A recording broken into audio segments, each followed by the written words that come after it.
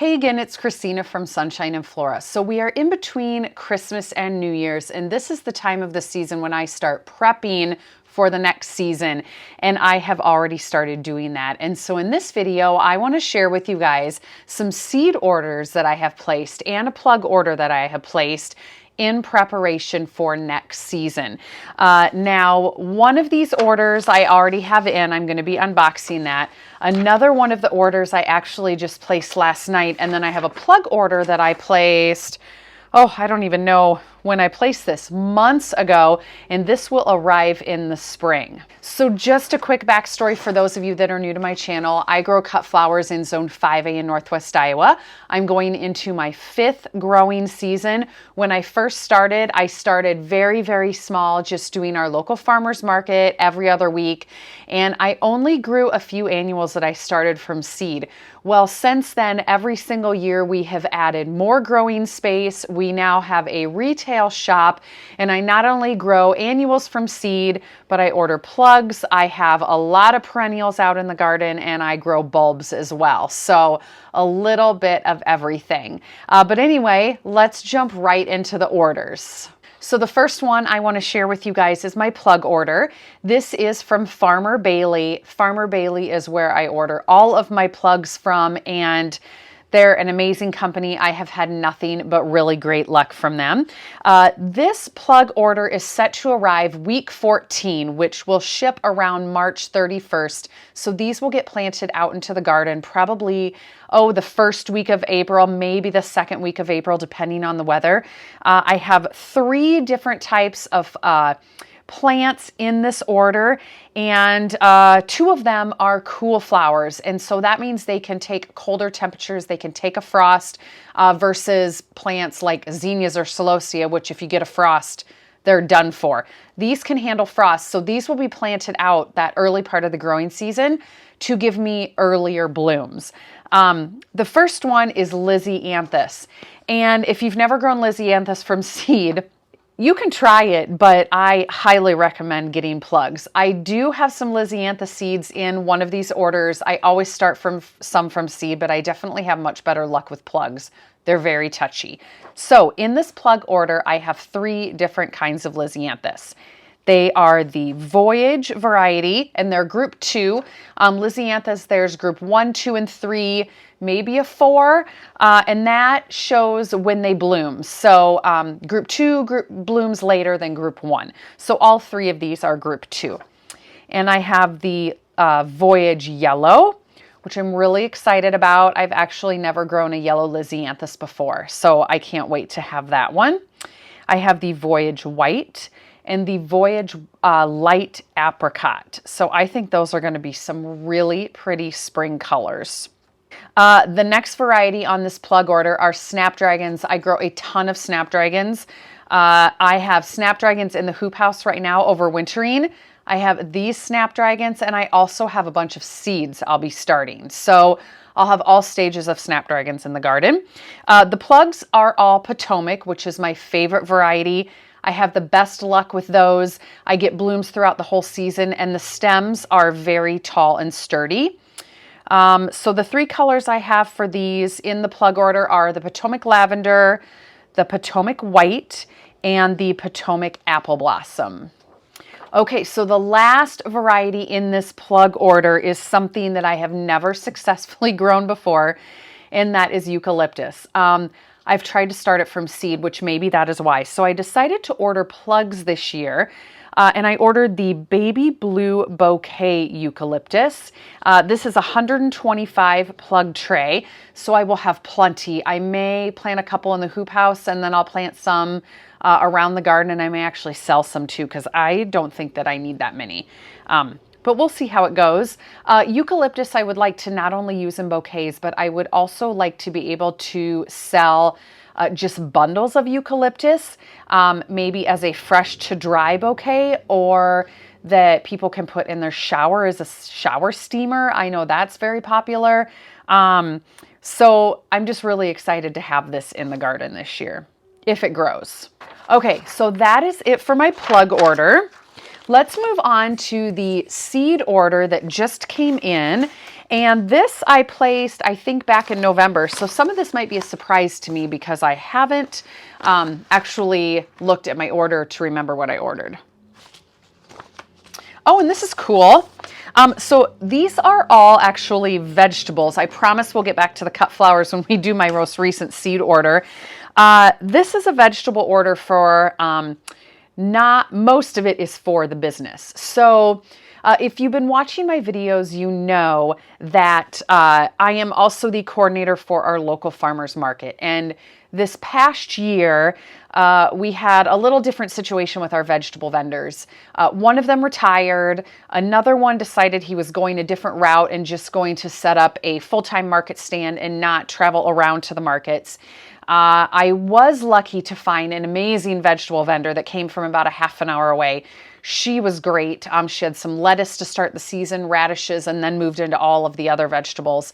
But it was a little bit of a different year for vegetables. And it also was kind of an off year. Everyone's gardens were a little later because of the spring temperatures. Tomatoes were late. So I decided, since I have a hoop house out here, and to try to fill that gap a little bit, I'm going to try to grow a few vegetables in my hoop house to see if I can get some early production that I can take right away, the start of June, to our local farmers market. So that is what this order is. And they have included a greenhouse growing guide for the peppers. So that is neat. I will have to read through that. But I'm going to sort these seed packets out and then we'll go through these vegetable varieties. Okay, so most of these are for the business. I have 3 that are for my home garden, and I'm going to share these with you anyway. The first one is a tomato. It's called Marmalade Skies. This is an orange tomato. This will be grown outside in the garden. And from what I've read, this took the place of Chef's Choice Orange, which is one of my favorite tomatoes. It is so delicious. I could not get seeds for it last year. I actually got plants from another vegetable gardener, thank goodness. But I saw that this Marmalade Skies was replacing the Chef's Choice Orange, so I had to make sure that I got a seed packet of that. The other one is a tomatillo, and it's pancho or poncho. I want to try growing tomatillos because I want to be able to make the salsa verde for enchiladas. We love that in our house, and I thought it would be fun to grow our own tomatillos and make our own salsa verde. So this is for our home garden.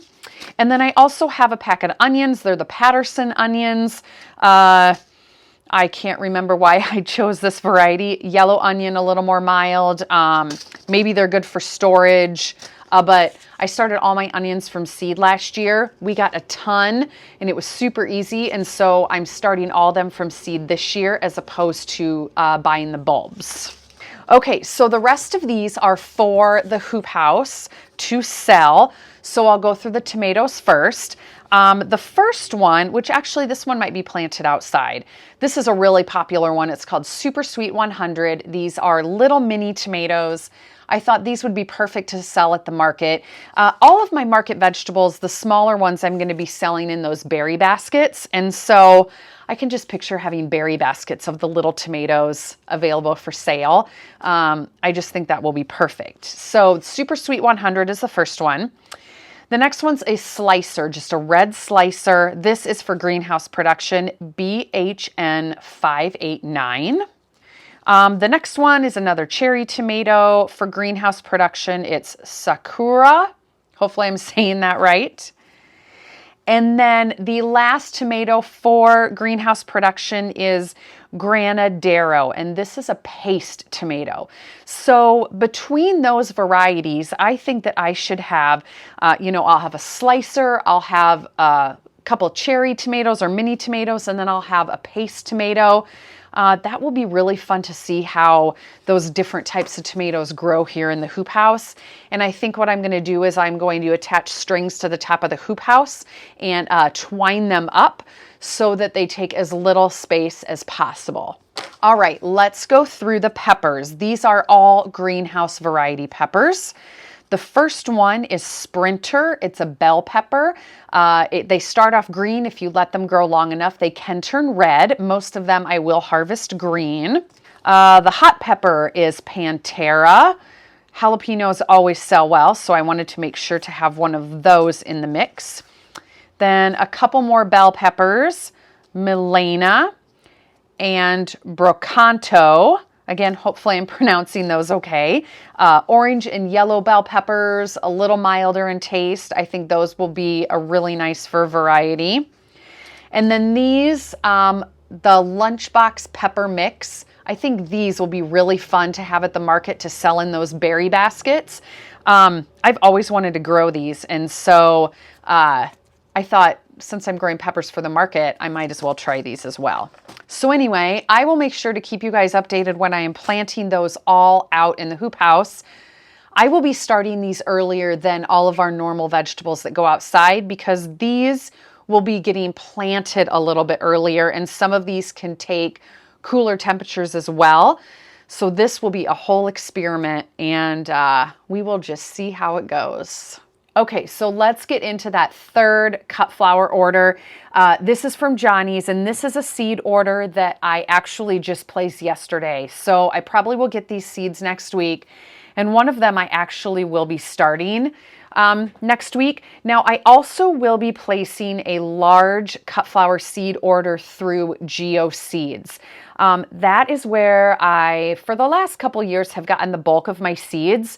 They have every single variety that you could ever possibly want in their catalog. Their catalog is available online, but the book, it has no pictures. It's literally all of the varieties of flowers. They literally have everything. It's pretty impressive. And they also have very great prices. So a bulk of the seeds I do order from them.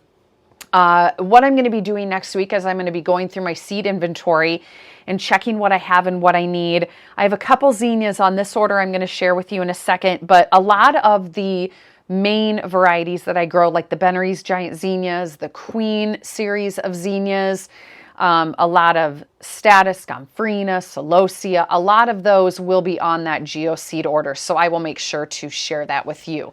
But this Johnny's order, I placed this because there are a few specialty varieties and varieties you can only get from Johnny's that I wanted to make sure to get.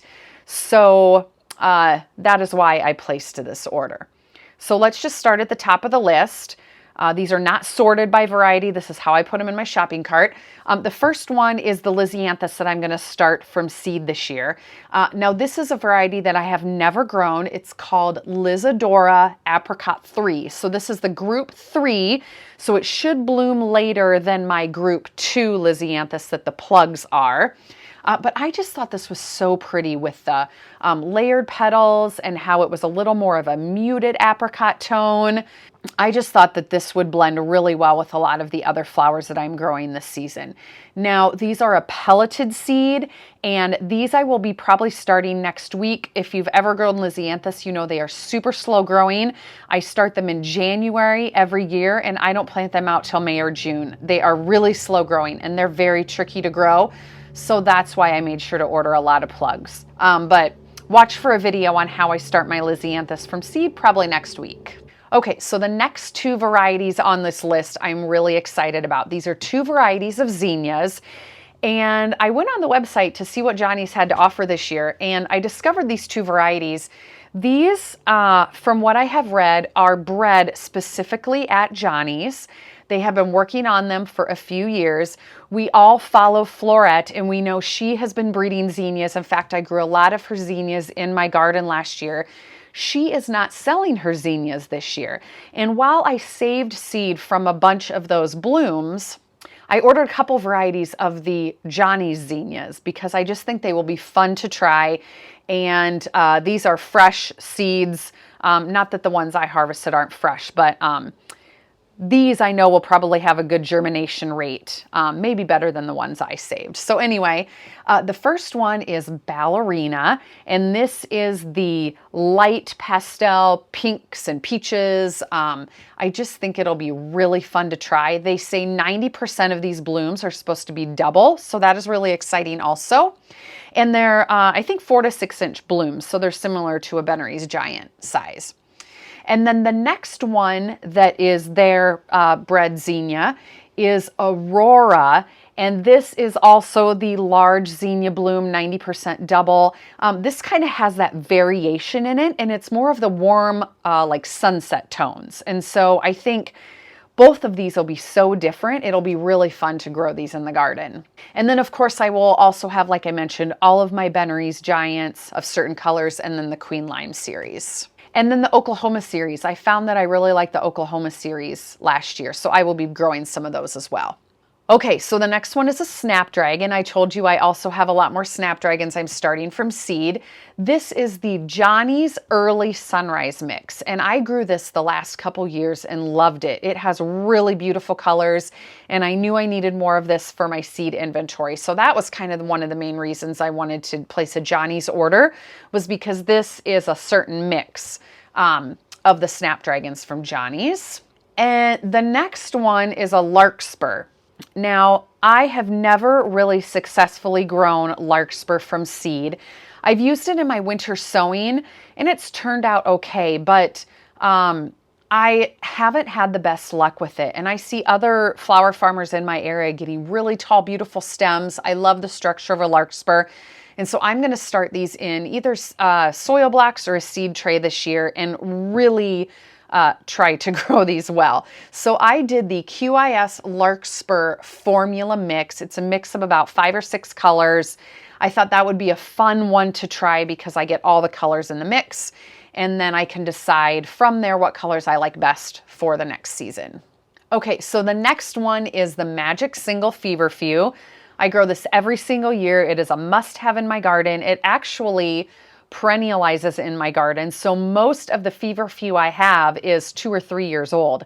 It's amazing. I even have some in my hoop house that gets about 4 feet tall, and it was early blooming last year and amazing for my early bouquets. But I just need more of this in a newly developed area of the garden, and so I'm probably gonna end up starting a whole tray or 2 of these, and they'll get planted in that new area of the garden, and they can be a perennial from year to year. The next variety is a variety of status, and this is another Johnny's specific mix. It's called the Johnny's Pastel Mix.